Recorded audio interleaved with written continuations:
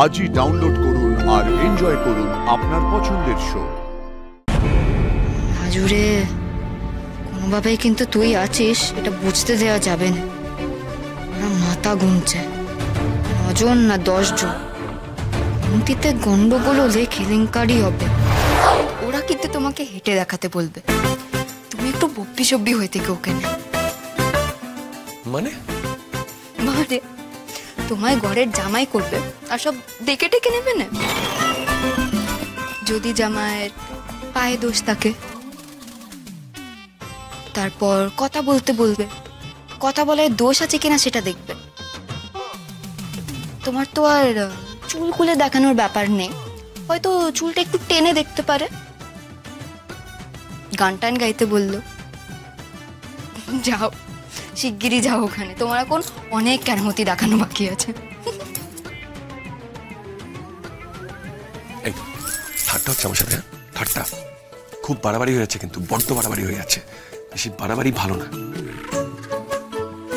তার যদি মনে হয় সে চাকরি করবে তো করবে, অসুবিধা কোথায়? আমার কি মনে হয় জানেন, আজকালকার যুগে সমস্ত মেয়েদেরই না নিজের পায়ে দাঁড়ানো উচিত। এই আমার বৌমা, সেও তো একটা স্কুলে পড়ায়। যাক, এই বাড়িতে তাহলে পড়াশোনার চলটা আছে। এটা শুনে আমার মেয়ে একটু স্বস্তি পাবে। হ্যাঁ,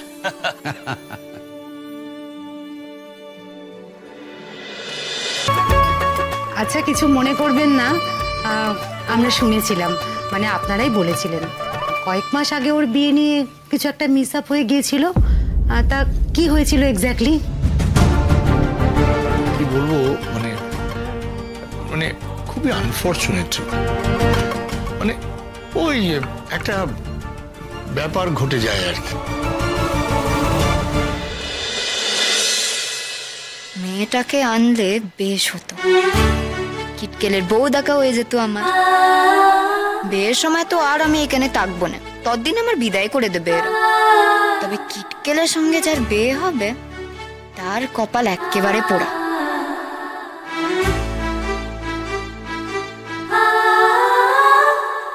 স্যাড, ভেরি স্যাড। সেই মেয়েটার জন্য আমার খুব খারাপ লাগছে। হ্যাঁ, আমাদেরও না সবারই খুব মন খারাপ ছিল কয়েকদিন।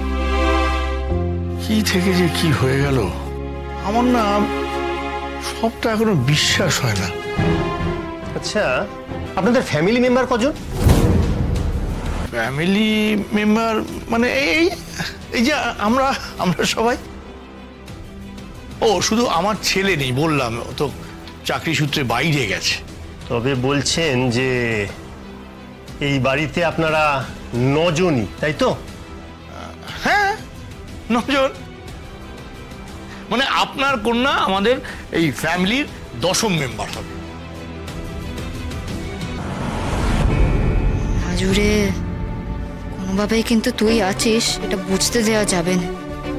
ওরা মাথা গুনছে, 9 জন না 10 জন। অন্তিতে গন্ডগোল হলে কেলেঙ্কারি হবে না। কিটকেলটার যখন বিয়ে হবে আমি নিজে নিজেই মায়ের কাছে চলে যাব, মা বাপকে বলবো কদিন তোমাদের সঙ্গে বাস করতে।